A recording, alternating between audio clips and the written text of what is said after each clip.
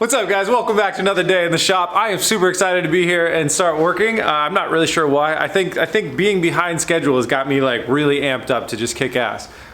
It's kind of weird now. We've got so many people working on this build. I normally start by saying, here's what we're gonna do in the beginning, but I don't know who's showing up today. It's kind of up to the guys if they want to come work or not. And so I don't know what's gonna get worked on, but I know what I'm gonna be working on. Rocket Bunny wide bodying the car. So I'll be working through that process today, cutting fenders, rear and front, and test fitting the fronts and the rears, well, finishing the rears and test fitting the fronts. Eric should be here today. He'll be working on finishing up mounting the front. We really need to get that done as soon as possible. That's really gonna help us move forward. And then I don't think Oscar will be here today, but if he is, I assume transmission tunnel. So that's the game plan. Let's get to work.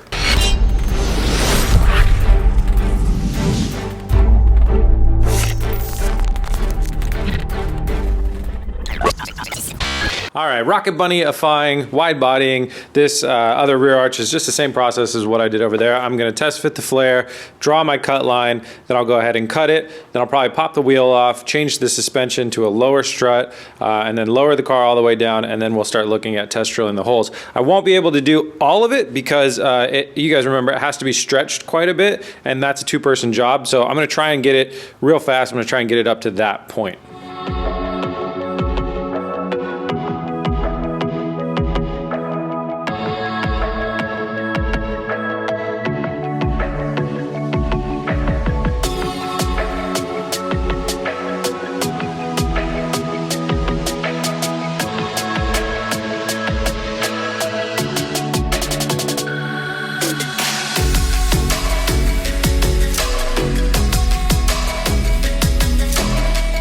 That was ridiculous. I had to get the nut off of the top of the strut, this nut right here, and I was trying to break it loose, put the Allen wrench in there and got to torquing away, and I spun the Allen wrench into a curlicue. Can't really see that. There you go.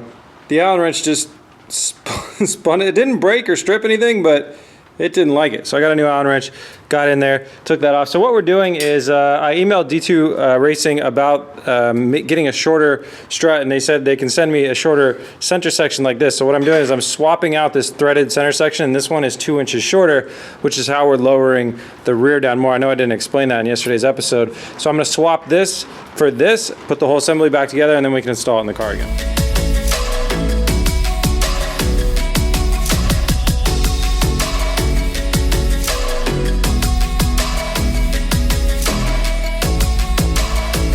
All right, we got our new shortened strut ready to go in the car. One thing I wanted to point out that we noticed yesterday was as the car was getting lowered to what would be considered a very extreme amount for the BMW, that our toe in was getting really extreme, and you can kind of see when you look at the body kit that the wheel's much further in this way than it is that way. It's because this is the toe arm right here that keeps the toe correct, and you can see that it's on a swivel, so when it's pointing out straight like this, say the suspension is hanging at about this level or a little bit down, that's when the toe is pointing the maximum out, or that's when this is the longest.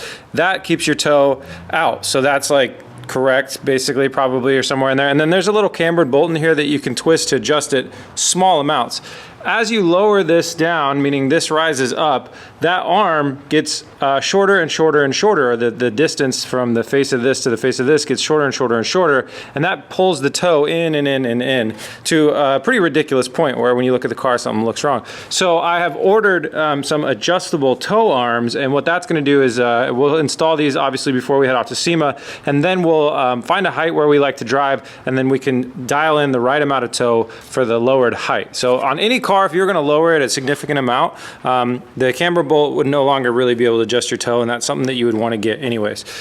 Or camber bolt. It's not a camber bolt. It's whatever. You know what it is. It's a bolt that's got a lobe on it, so as you turn it, it makes it closer or further away. Okay, so now I'm going to go ahead and reinstall our strut, our tire, drop the car back down, and start test fitting the wide body fender flare.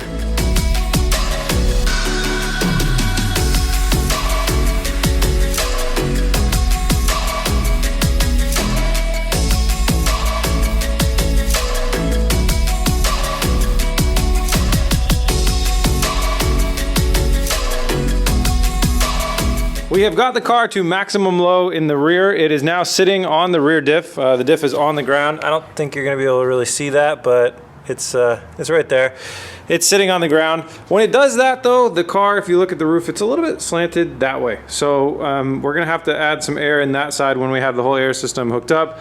Well, we're not gonna actually sit it on the differential because it'll probably break over time. So we'll actually just, you know, bring it down to low, but never sit it on the diff. So that's that. That's as low as this side is probably gonna go, except for, you know, adding a little bit of air there will kind of lean it over a little bit more, but that's basically how this side is going to look. So now I'm going to go ahead and continue test fitting the over fender, get some of the holes ready and get it ready so the second Eric walks in the door we can basically drill it through, throw the Cleco pins in and be ready on that side.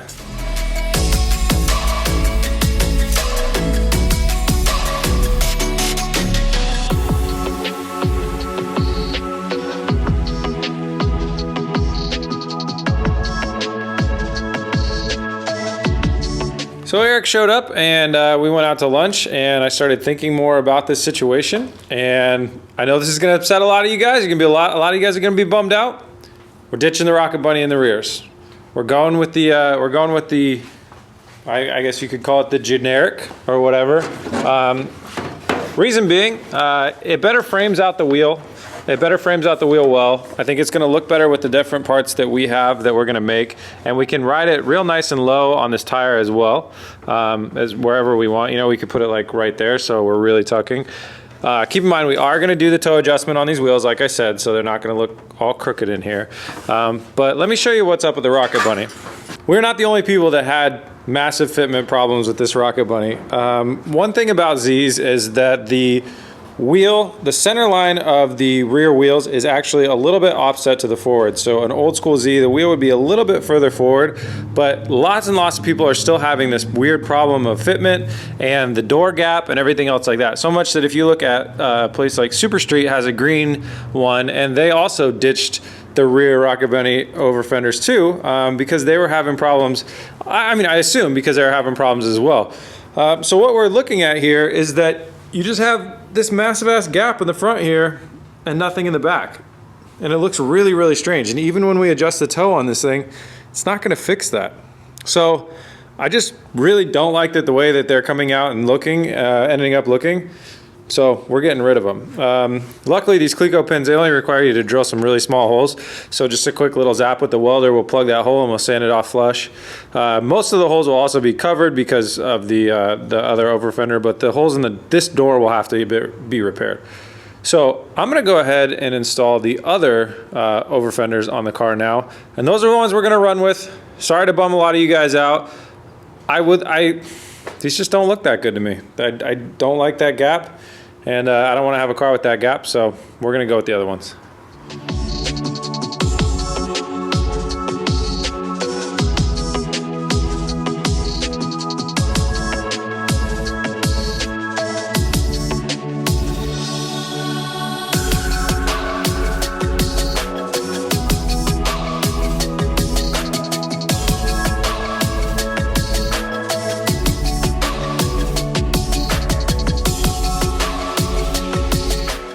Got our first of the new type of flare like totally on there, so little relief cut right here, or like, I don't know, sanding out, and then it comes in through there.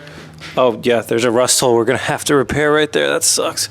And then it comes up around here and then back down and over there.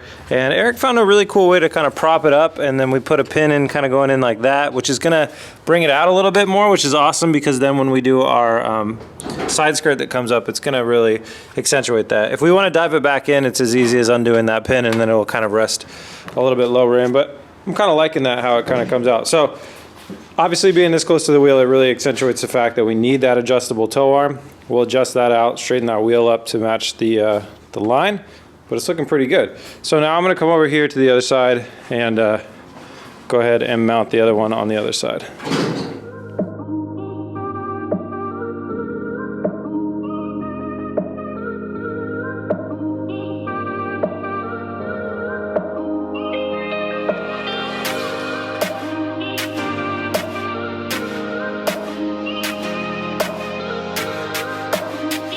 We have decided that we need to notch our hood out a little bit to get over this guy right here. So Eric's going to start by notching the outside layer of skin, and hopefully we don't have to get too deep into the structure.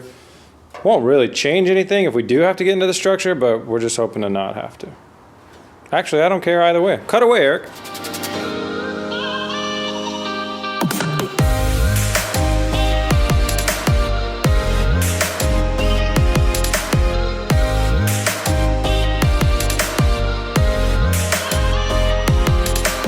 So Eric got down to notching some things. He notched the hood and he notched the other keeper fender. So that was a no redos type of move.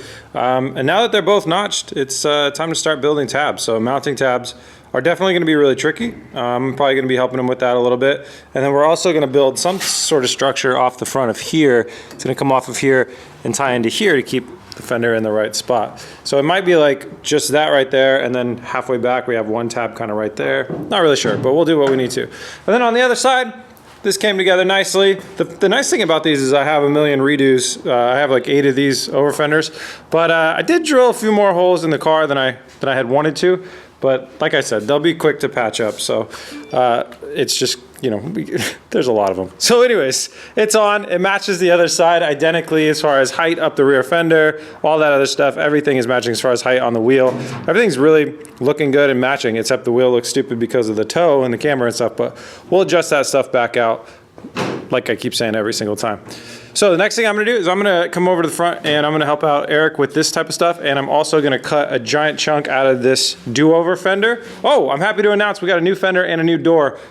Both should be here tomorrow. Fingers crossed nothing goes wrong with that. So since we're gonna be replacing this fender as soon as tomorrow, I'm gonna take a huge cut out of this and use it as a test piece to figure out how much we cut to fit the Rocket Bunny front over fenders as well.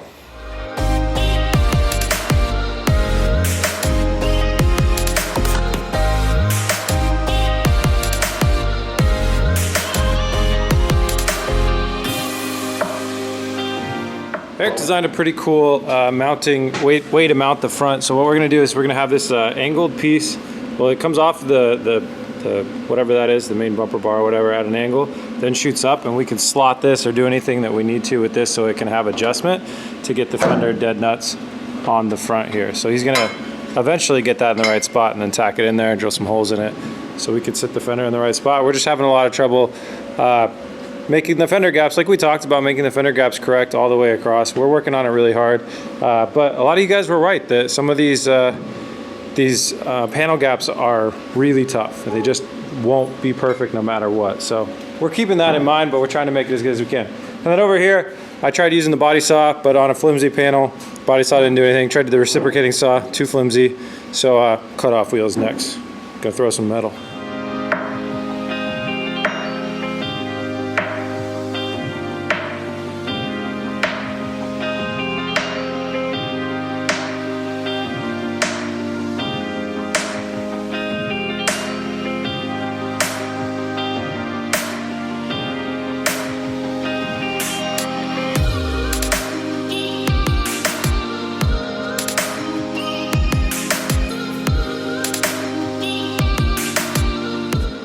All right, we got the first fender mount designed, kind of tack welded into place. So we haven't done the bolt holes yet, but that's gonna bolt into there. And then the second fender mount's gonna go back there. But we've got, for the first time, all the body lines looking right. So we got that running back through there, the access flap, the door, the cowl, the hood, everything's looking right. Even the other side too, which is with the bunk fender, is all looking right as well. So then coming over to here, we cut out and made space for the Rocket Bunny-ness, and it's looking like we might want to lose our 1-inch wheel spacers that are on there. Bring that in a little bit, give us more clearance for turning, which would not be a bad thing at all. That'd actually be really awesome. It's a little tucked in down there. Sorry, it's really dark. A little tucked in down there. The bumper connection and stuff like that is going to bring it out, and this needs to go up a little bit. But as far as a first pass at making adjustments and stuff, it's good. And as far as how the car looks with both of them on there, I think that looks pretty cool. I do like that look a lot. It's probably just because they're both matching black, but I think it's good. I think it really does look good as a combo. From here, Eric and I are gonna go ahead and try and build the mount that goes right here to mount this part of the fender solidly into the car. Anywhere in here will really work, but I think right back here would be a really good spot.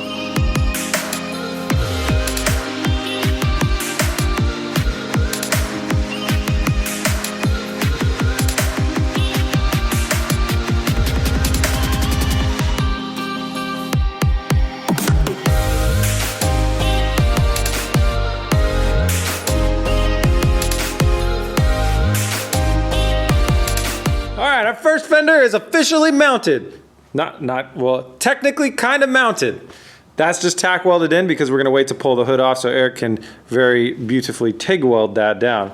So we got him out there, we got him out there. First thing tomorrow, we pull the junk fender off, we put the good fender on. Oh yeah, I told you guys, get new fenders, put the new fender on, and then we're good to go. Also got a new door. Fingers crossed that we actually recover these things tomorrow morning and then bring them into the shop. All right guys, that's a wrap for today. Thank you so much for watching. If you like BS for Build, you like what we do here, you like our SEMA project, and you want to help out and support, head over to bsforbuild.com, scroll down to the shop, all of our merch there, all the proceeds of that go directly towards supporting this build. And if you want to play a free game, head over to dsfordrift.com. Thanks again for watching. We'll be back tomorrow and the next day and the next day. We won't spend a day outside of this shop until this car is done. So, SEMA Crunch is on. We're going to make it happen. We're only 4 days behind. And out of 25, that's less than a quarter. So we only have to work 25% faster than normal. And then we'll be ahead of schedule and we can take a day off and go to Disneyland on the way down. All right guys, I'm tired clearly. I'll see you guys tomorrow. Please remember to like and subscribe. Peace! Come on.